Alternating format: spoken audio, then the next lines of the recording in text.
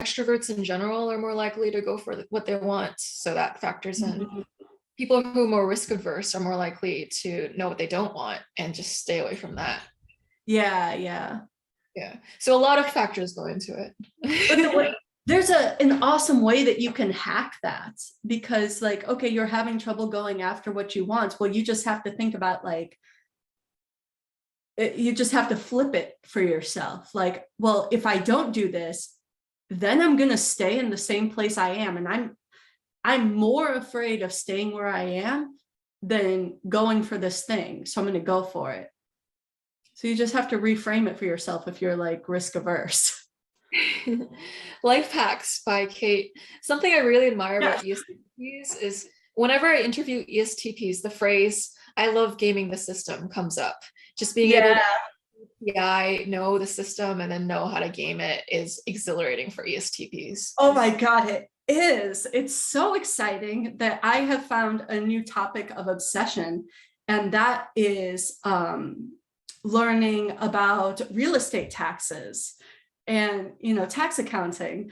And this sounds like the most boring thing in the world. And when I was in business school, I wasn't interested in it. But now I look at it as this whole system that I can learn how to game to become very wealthy. And I'm so excited about it that honestly, I've had trouble sleeping. Yeah. And you'll also see a correlation between people with ST in their code and liking business. So you fit into that as well. Yeah, I know. And I don't care that it's quite stereotypical of my type, but it's just, I was thinking about what energizes me and how can because I have all this energy recently in the past couple of weeks because I've been learning about taxes. And I'm like, how can I recreate this? Because I have a topic and I obsess about it and learn about it. And then once I've kind of like learned the system, even if it's not totally mastered, I get bored and then I regress into a slump. So I'm like, how can I constantly keep this momentum in my life? And I'm like, okay, I'm energized by opportunity. It's that. So it's not the learning, it's not the system, it's the opportunities that it presents. Yeah, which is very extroverted sensing. You could say extroverted sensing in the word opportunity because they're seeing in the moment the opportunities and they love to kind of capitalize on that. Yeah. So it's, I feel really depressed when I feel like my opportunities are closing up. And that can be like, mostly it's like financially. So I get really depressed when I'm not in a good financial state. And it's not because I'm losing security or anything like that, which I thought it was. It's actually my opportunities are closing up, the potential. Even if I'm not doing it at the moment, well, then I can't. So I don't know. What do you think, what is it for you? Have you thought about this type of thing before? Yeah, I guess EPs like to keep their options open, right? Yeah. So my relationship with opportunities? Yeah. What's it like for SE Inferior? I feel like sometimes I've gotten used to opportunities closing in my life. And so I want to be more quick with action now in my life. So I like to mentally simulate how things will turn out, but I realize if you do that for too long, you miss opportunities in the moment. So a life lesson for me has been, okay, you really just have to jump into action. You don't have to be 90% ready for it to jump in. You just need to jump in. Otherwise, life is a game of leapfrog. If you are letting the lily pad go away while you're thinking about jumping on the lily pad, then you're not going to be able to jump on it anymore. And when that happens too much in your life, I've kind of gotten sick of it, which is why I created my YouTube channel. I don't want to overthink things and be stuck in a state of analysis paralysis. I want to be able to make something in my life, jump into the SE, so I'm actualizing things and using that kinesthetic energy to bring forth these projects that I've really wanted to talk about, and type is something I've really wanted to be more deeply immersed into. And I had to SE to make that happen. And so a learned thing for me. I think that your inferior function is really your superpower, because if you can master that, you're unstoppable. And I'm starting to, although you're reluctant in your inferior function, I find that like as you get older, you start to dabble in your inferior function and it kind of becomes like your playground. Like I love playing with my NI.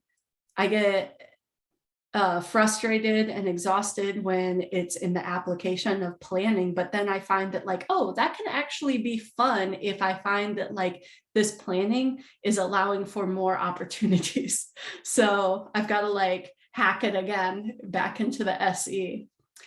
But would you agree that like, as I don't know, I was talking to Dario Nardi about his relationship with his SE inferior, and he was kind of describing it as like, his function of like, his playground as he gets older.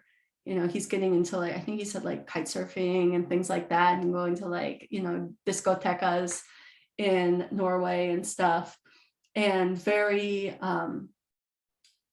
non-typical INTJ behavior, where a person who's been around the INTJ for a long time is like, you're getting into your middle age and it's like, what are you doing? Like, who is this person? This was never you. So I always want to think that I am like some highly developed ESTP and I'm like, I'm ahead of the curve, but I'm curious to see what comes up in terms of my NI development as I get older. That's brilliant. I'm excited to see all of the wonderful NI playgrounds that you're able to explore as well. I find, your inferior function does become more of a playground or controlled area. Having somewhere controlled where you can use your inferior function is exhilarating, because it's being good at something that you had to work at. And so it's not something that comes naturally to you. And so it's really nice to become better and better at it, because it's all on you, because you literally did the work, you put in the work, and that is the fruit of your work. I don't know, inferior function love there.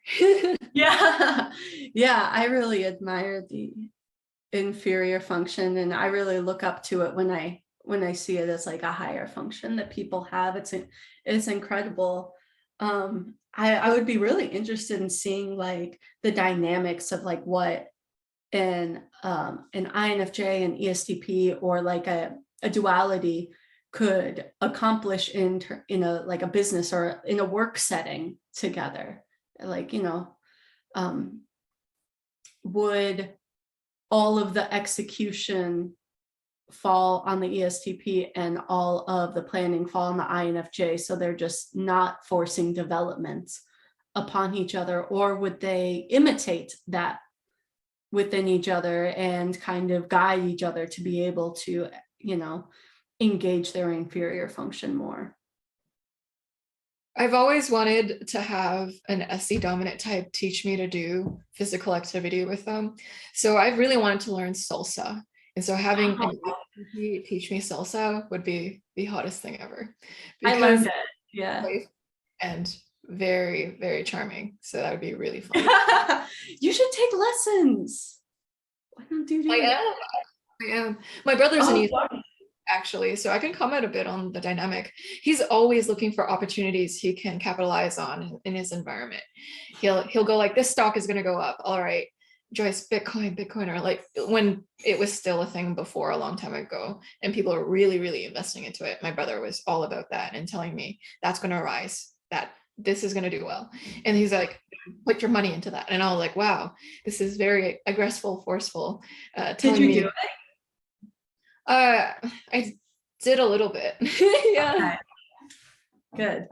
Yeah, we love to do that. We love to like look at what's happening and where things are going to go and be like, watch it. It's going to blow up. You got to see that. Like, oh, that's so exciting. Yeah. Yeah, it's a super ESTP thing. Yeah.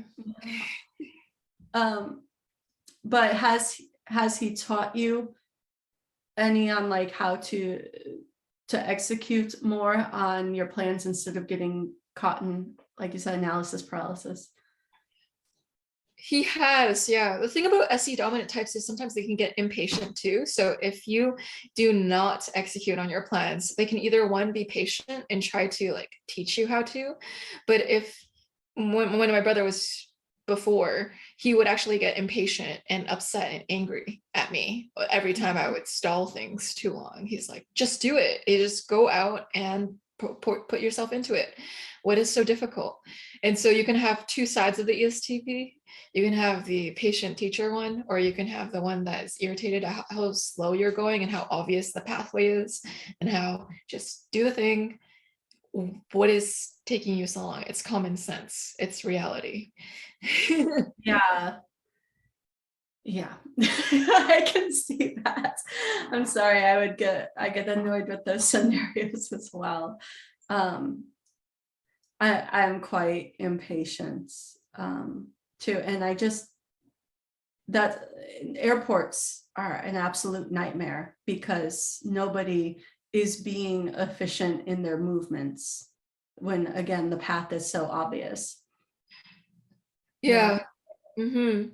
And that's why like ESTPs can look like TE DOMs because of that. Yeah. It's the ST temperament. So something you learn about in MBTI practitioner training is you learn about putting the types into ST, SF, NF, NT.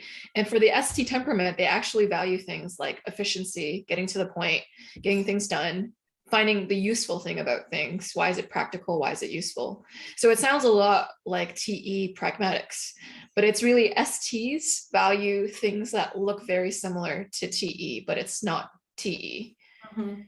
Yeah. So how could you differentiate the two more easily? I mean, because half of the STs have TE. That is true. Yeah.